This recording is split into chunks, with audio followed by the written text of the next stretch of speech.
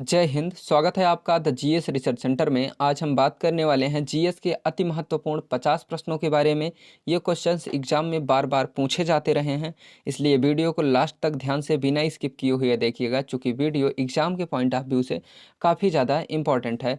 तो आइए शुरू करते हैं आज का सेशन। आपका पहला क्वेश्चन है, वेल्थ ऑफ नेशन पुस्तक के लेखक कौन हैं? ऑप्शन ए है Adam Smith, B Pandit Nehru, सी नेल्सन मंडेला और D Raj Bihari.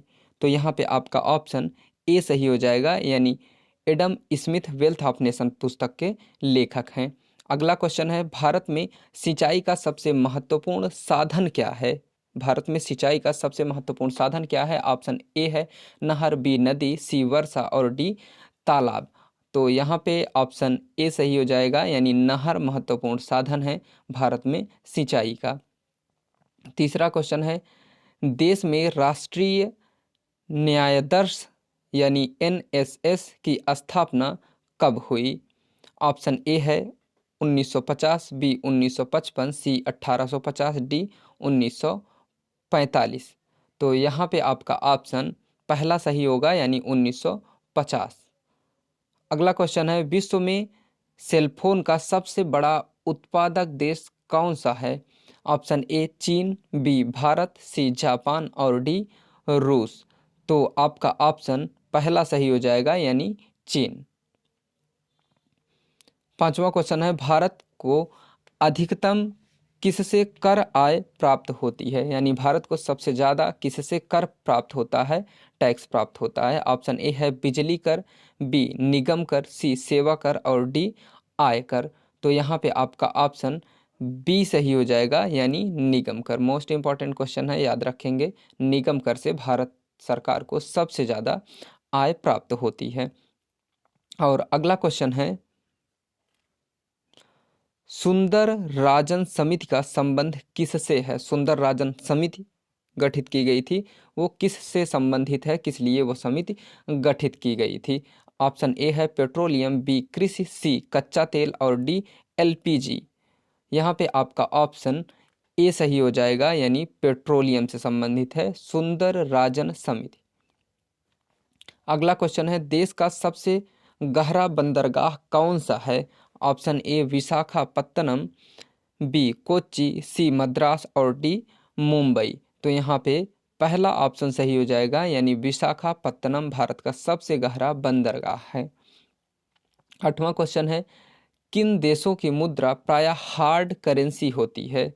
Option A है विकासशील देशों की, बी गरीब देशों की, सी विकसित देशों की और डी शक्तिशाली देशों की। तो यहाँ पे आपका ऑप्शन सी सही हो जाएगा, यानी विकसित देश जो होते हैं उनकी मुद्रा प्रायः हार्ड करेंसी होती है।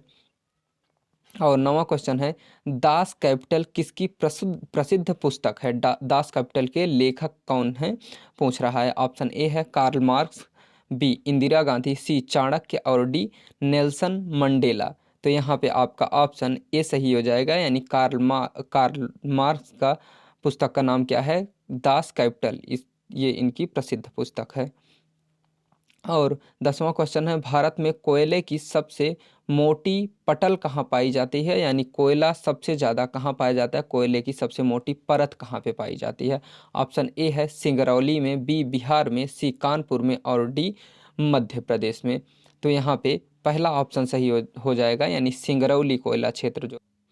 अगला क्वेश्चन है, बेला डीला से प्राप्त होने वाला लौह अयस्क किस बंदरगाह से निर्यात किया जाता है? ऑप्शन ए है विशाखापत्तनम, बी कलकत्ता, सी मद्रास और डी कोहिमा। तो यहाँ पे पहला ऑप्शन सही हो जाएगा, विशाखापत्तनम से। और 12वां क्वेश्चन है, भारत का प्राचीनतम विशाल उद्योग कौन सा है? ऑप्शन ए है कृषि उद्योग, बी रेशम उद्योग, रेशम वस्त्र उद्योग और सी व्यापार और डी सूती वस्त्र उद्योग। तो यहाँ पे ऑप्शन आपका डी सही हो जाएगा, यानी सूती वस्त्र उद्योग जो है ये भारत का प्राचीनतम विशाल उद्योग था। और 13वां क्वेश्चन है, औद्योगिक क्रांति सर्वप्रथम किस देश में हुई? Option A England, B France, C रूस और डी भारत।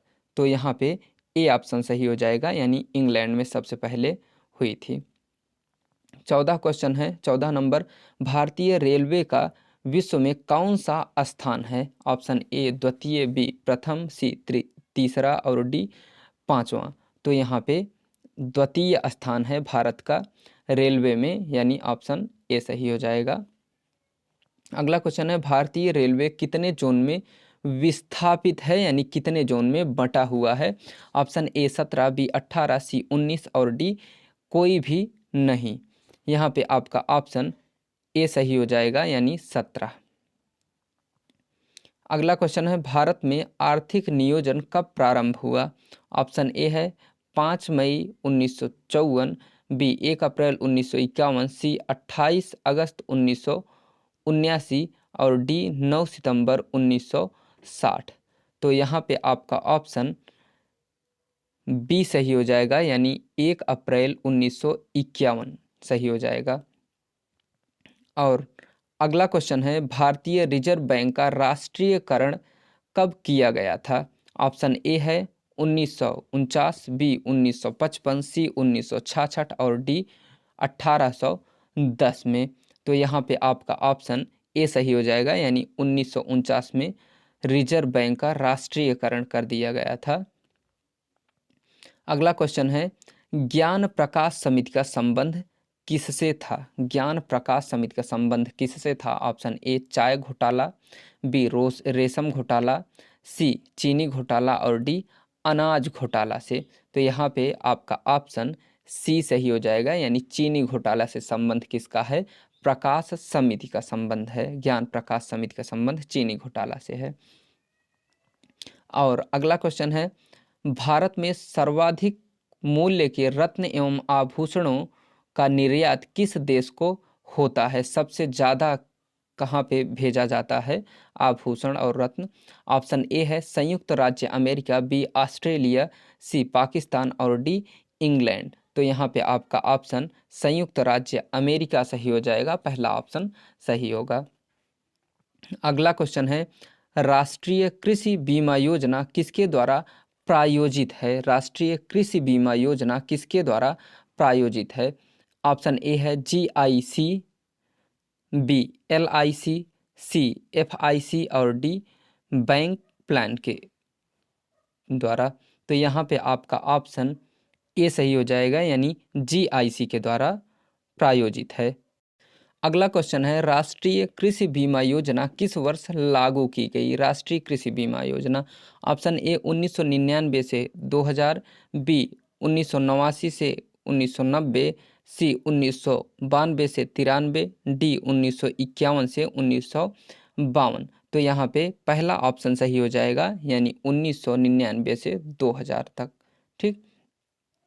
अगला क्वेश्चन है, राजधानी साहित्य की एक प्रारंभिक रचना हंसावली किसके द्वारा रचित है? ऑप्शन ए असाई द्वारा, बी राज प्रजापत द्वारा, सी झाझू राम द्वारा और डी राम प्रताप द्वारा। तो यहाँ पे पहला ऑप्शन सही हो जाएगा, यानी असाई द्वारा। अगला क्वेश्चन है, राजस्थान की किस झील को रामसर आर्द्रभूमि की सूची में सम्मिलित किया गया है? ऑप्शन ए सांभर झील, बी पिछोला झील, सी आना सागर झील और डी डल झील। यहाँ पे आपका ऑप्शन ए सही हो जाएगा, यानी सांभर झील। ठीक। 24वां क्वेश्चन है, राजस्थान सरकार द्वारा पहली वन नीति का अनुमोदन कब किया गया? ए है अगस्त 2010, बी नवंबर 2012, सी दिसंबर 2013 और डी जनवरी 2005। तो यहाँ पे पहला ऑप्शन सही हो जाएगा, यानी 2010 में, अगस्त 2010 सही हो जाएगा। अगला क्वेश्चन है, राजस्थान सरकार ने कौन से वर्ष में राजस्थान जैविक विविधता नियमों को बनाया तथा राजस्थान राज्य जैव विविधता बोर्ड की स्थापना की? ऑप्शन ए है 2010, बी 2009, सी 2008 और डी 1996। तो यहाँ पे पहला ऑप्शन सही हो जाएगा, 2010। अगला क्वेश्चन है, चौधरी कुंभाराम नहर द्वारा लाभान्वित जिले कौन से हैं? चौधरी कुंभाराम नहर, ऑप्शन ए है हनुमानगढ़ झुंझुन, बी अलवर, सी जयपुर और डी भानगढ़।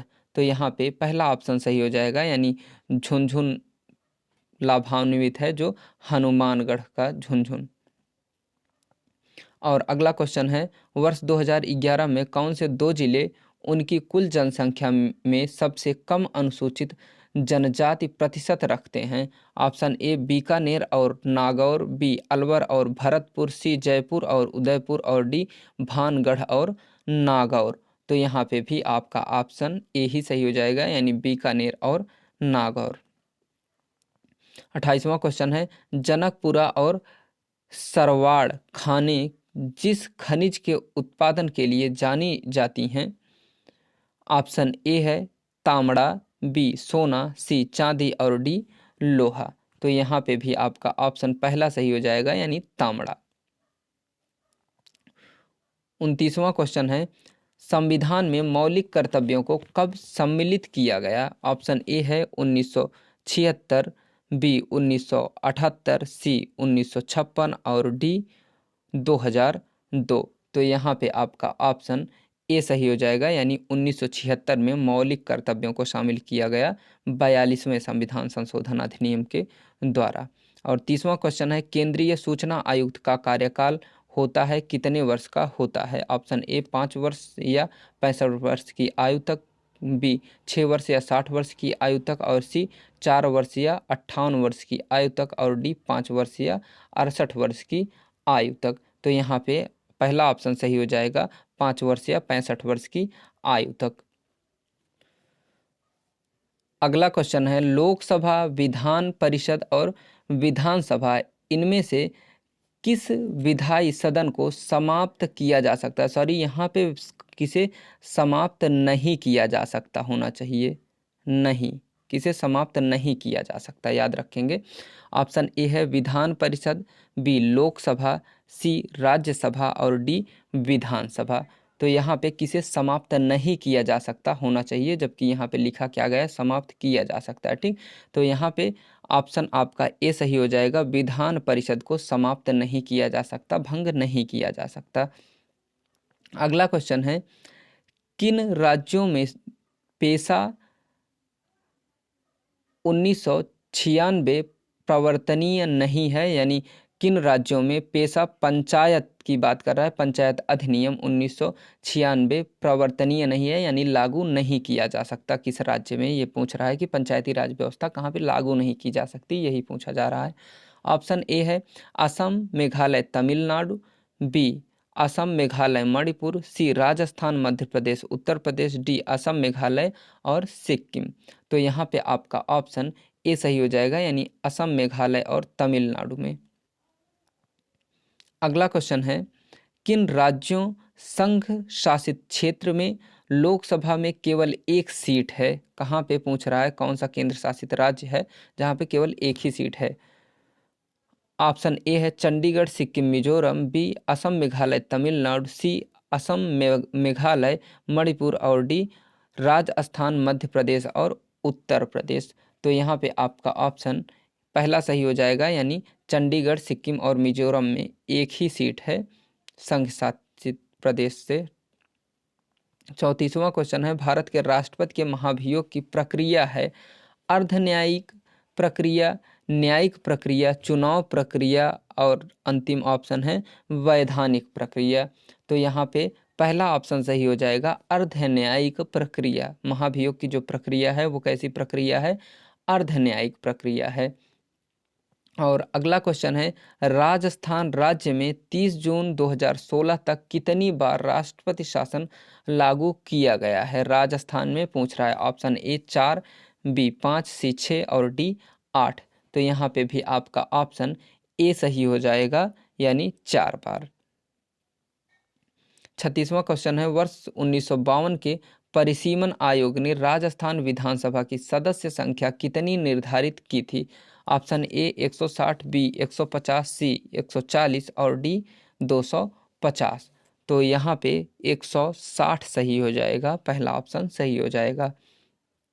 अगला क्वेश्चन है, राजस्थान के राज्यपाल के रूप में कल्याण सिंह की नियुक्ति के पूर्व कौन राज्य के कार्यवाहक राज्यपाल थे? Option A Ram Naik, B Mohan Naik, C Raja Ram Rai और डी मोहन राय। यहाँ पे आपका ऑप्शन ए सही हो जाएगा, राम नाईक। अगला क्वेश्चन है, राजस्थान लोक सेवा आयोग के अध्यक्ष के रूप में किसका कार्यकाल सबसे लंबा रहा? Option A DS Tiwari, B Mohanlal Sharma, C Ghanshyam Tiwari और डी आयुष्मान खत्री। यहाँ पे पहला ऑप्शन सही हो जाएगा DS तिवारी। अगला क्वेश्चन है, जिला आयोजन समिति में निर्वाचित व पदेन सदस्य कितने होते हैं? ऑप्शन ए 20 और 3, बी 10 और 4, सी 30 और 5, डी 40 और 6। तो यहाँ पे 20 और 3 सही हो जाएगा, पहला ऑप्शन सही होगा। अगला क्वेश्चन है, राजस्थान के राज्यपाल किसके कुलाधिपति होते हैं? यानी जो राजस्थान के राज्यपाल होते हैं वो किसके कुलाधिपति होते हैं, यानी कि किसके कुलपति होते हैं, वो पूछ रहा है। ऑप्शन ए है सभी राज्य विश्वविद्यालयों के विधानसभा द्वारा चुने सदस्य के विधान परिषद द्वारा चुने सदस्य, और डी सभी राज्य विद्यालयों के प्रधानाध्यापक। तो यहाँ पे आपका ऑप्शन ए सही हो जाएगा, यानी सभी राज्य विश्वविद्यालयों के। अगला क्वेश्चन है, राजस्थान सूचना आयोग का गठन कब हुआ था? राजस्थान सूचना आयोग का गठन कब हुआ था पूछा जा रहा है। ऑप्शन ए है 18 अप्रैल 2006, बी 28 अप्रैल 2006, सी 8 अप्रैल 2006 और डी 10 अप्रैल 2006। तो यहाँ पे 8 अप्रैल 2006 सही हो जाएगा। अगला क्वेश्चन है, राज्य स्तर पर लोक आयुक्त की नियुक्ति की सर्वप्रथम अनुशंसा किसने की थी? ऑप्शन ए है भारत का प्रशासनिक सुधार आयोग, बी प्रशासनिक आयकर आयोग, सी प्रशासनिक न्यायिक आयोग और डी प्रशासनिक सेवा कर आयोग। यहाँ पे पहला ऑप्शन सही हो जाएगा, यानी भारत का प्रशासनिक सुधार आयोग ने की थी। अगला क्वेश्चन है, दो अथवा दो से अधिक राज्यों के लिए संयुक्त लोक सेवा आयोग अध्यक्ष की नियुक्ति कौन करता है? ऑप्शन ए है राष्ट्रपति, बी राज्यपाल, सी उपराष्ट्रपति, डी प्रधानमंत्री। तो यहाँ पे राष्ट्रपति नियुक्त करता है, ऑप्शन ए सही है। 44वां प्रश्न है, राजस्थान विधानसभा के इतिहास में 30 जून 2016 तक कितनी बार विश्वास प्रस्ताव प्रस्तुत हुआ और उस पर चर्चा हुई? ऑप्शन ए 4 बार, बी 5 बार, सी 7 बार, डी 8 बार। तो यहाँ पे 4 बार हुई है, पहला ऑप्शन सही है। राजस्थान का राज्य निर्वाचन आयोग है, पूछ रहा है राजस्थान का राज्य निर्वाचन आयोग है ए संवैधानिक संस्था, बी एक न्यायिक संस्था, सी एक वैधानिक संस्था और डी एक कर संस्था। तो यहाँ पे आपका पहला ऑप्शन सही हो जाएगा, यानी एक संवैधानिक संस्था। ठीक। 46वां क्वेश्चन है, वर्ष 2015 तक राजस्थान में पंचायती राज संस्थाओं के लिए कितनी बार चुनाव आयोजित किए गए हैं? ऑप्शन ए है 10, बी 20, सी 30 और डी 15। तो यहाँ पे 10 बार आयोजित किए गए हैं, पहला ऑप्शन सही है। अगला क्वेश्चन है, उपभोक्ता कीमत सूचकांक पर आधारित मुद्रास्फीति की दर कब बढ़ती है? ऑप्शन ए जब बैंक दर कम कर दी जाती है, बी जब बैंक दर ज़्यादा कर दी जाती है, सी जब बैंक दर कम या ज़्यादा कर दी जाती है और डी जब बैंक दर शून्य कर दी जाती है। तो यहाँ पे जब बैंक दर कम कर दी जाती है, यानी ए ऑप्शन सही हो जाएगा, तब बढ़ती है। ठीक। अगला क्वेश्चन है, भारत में बेरोजगारी और गरीबी के अनुमान किस पर आधारित हैं? ऑप्शन ए है NSSO के परिवारों के उपभोग व्यय के सर्वे पर, बी NSSO के परिवारों के उपयोग व्यय के सर्वे पर और सी NSSO के परिवारों के आय और व्यय के सर्वे पर और डी NSSO के परिवारों के जनसंख्या के सर्वे पर। तो यहाँ पे NSSO के परिवारों के उपभोग व्यय के सर्वे पर आधारित है, यानी आपका ऑप्शन ए सही हो जाएगा, पहला ऑप्शन सही होगा। अगला क्वेश्चन है, वर्ष 1951-52 से 2015-16 की अवधि के किस वर्ष में स्थिर कीमतों पर भारत की प्रति व्यक्ति आय की वृद्धि दर सर्वाधिक रही? ऑप्शन ए है 2007 से 8 में, 2008 से 9 में, 2010 से 11 में, 2005 से 6 में। पहला ऑप्शन यहाँ पे सही हो जाएगा, 2007 से 8 में। लास्ट क्वेश्चन है, राजस्थान थोक मूल्य सूचकांक का आधार वर्ष कौन सा है? थोक मूल्य सूचकांक का पूछ रहा है। ऑप्शन ए है 1999 से 2000, बी 2008 से 2009, सी 2010 से 2011 और डी 2005 से 2006। तो यहाँ पे 1999 से 2000 पहला ऑप्शन सही हो जाएगा। तो ये तो थे 50 क्वेश्चन जो काफ़ी ज़्यादा महत्वपूर्ण हैं, ये परीक्षाओं में बार बार पूछे गए हैं। तो आज की क्लास बस यहीं तक, मिलते हैं नेक्स्ट क्लास में एक नए सेशन के साथ। Thank you.